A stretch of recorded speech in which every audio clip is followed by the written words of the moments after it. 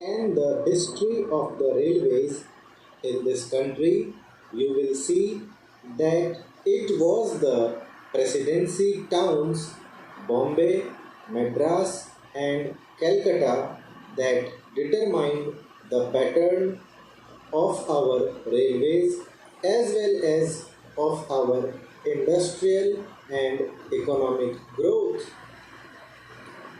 The British, when they landed in this country, established trading centers called forts.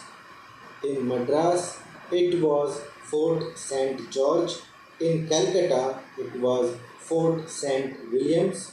And in Bombay, it was merely a fort, and there was one in Surat also. It is these trading establishments which determined the pattern of government, the pattern of administration, and every other pattern under the British regime. They constructed the railways, they established the industries, they located their armies with reference to these three presidency towns.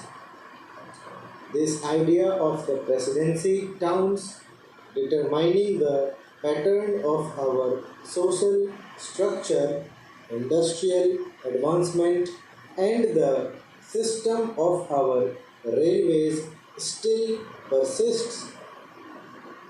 That is the mental lag that is hampering the vision of the Planning Commission, the Railway Board, and the Railway Ministry. Sir, once I happened to travel from London to Rome by train. Another time, I had to travel from Moscow to Leningrad by train.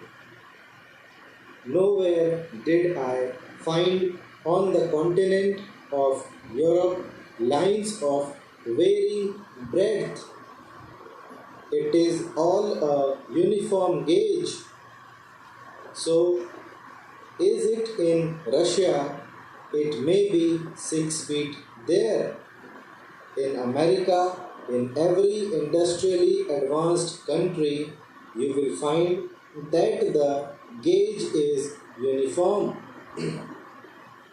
This very country which ruled us, namely the United Kingdom, had inside its border a uniform gauge, but they inflicted three systems of gauge on India. They thought that that would perpetuate what is called their domination, or in the negative sense, that it would impede the industrial and economic growth of India. Secondly, it would make India always the customer and purchaser of lines and locomotives and rolling stocks from the United Kingdom.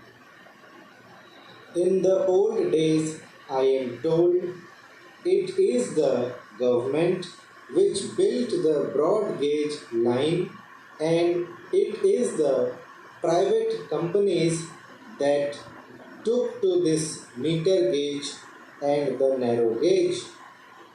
Though they may not have had the distinction of private and public sector in view then, it now appears that what the so-called public sector then did has been good, and what the private sector then did has been to our disadvantage.